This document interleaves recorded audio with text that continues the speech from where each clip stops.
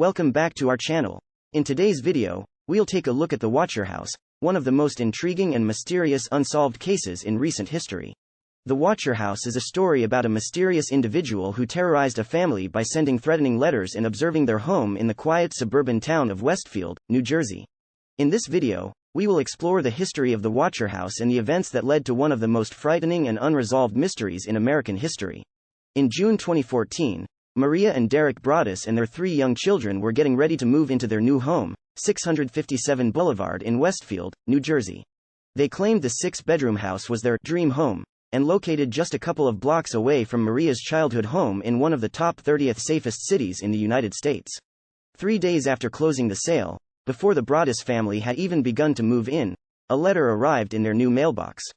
The letter was addressed to the new owner in big clunky handwriting. The typed letter read as follows: "Dearest new neighbor at 657 Boulevard, allow me to welcome you to the neighborhood. How did you end up here? Did 657 Boulevard call to you with its force within? 657 Boulevard has been the subject of my family for decades now, and as it approaches its 110th birthday, I have been put in charge of watching and waiting for its second coming. My grandfather watched the house in the 1920s and my father watched in the 1960s. It is now my time. Who am I? There are hundreds and hundreds of cars that drive by 657 Boulevard each day. Maybe I am in one. Look at all the windows you can see from 657 Boulevard. Maybe I am in one. Look out any of the many windows in 657 Boulevard at all the people who stroll by each day. Maybe I am one." The letter also mentioned specifics about the Broaddus family. "You have children. I have seen them," the letter continued. "So far I think there are 3 that I have counted. Do you need to fill the house with the young blood I requested? Better for me. Was your old house too small for the growing family? Or was it greed to bring me your children? Once I know their names, I will call them and draw them to me." At the bottom of the letter, the author used a cursive font to sign "The Watcher." After receiving the letter, the Broaddus family reached out to the previous family who had sold them the house, John and Andrea Woods. They stated that during the 23 years of living at 657 Boulevard, they had never received a letter like that except once a few days before they were getting ready to move out of the house. The Woods family also stated they had never felt watched in the 2 decades they had lived at the house and, in fact, rarely felt the need to lock their door at night. While they thought the note they received was odd, they threw the note away without much concern. Still, the 2 families went to the police with the letter, and an investigation was opened. The police warned the families not to tell anyone about the letters, including their neighbors who were now all suspects.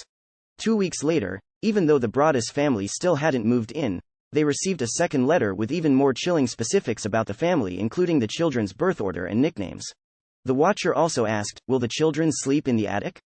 Or will you all sleep on the second floor? Who has the bedrooms facing the street? I will know as soon as you move in. It will help me to know who is in which bedroom. Then, I can plan better." Several weeks later, the Broaddus family had put their plans on hold to move in. A third letter arrived saying, "Where have you gone to? 657 Boulevard is missing you." By the end of 2014, the case had stalled. There was no digital trail and the mental effects were taking a toll on the Broaddus family. There were no fingerprints and no way to place somebody at the scene of the crime. Only 6 months after they received the letters, they decided to sell the home.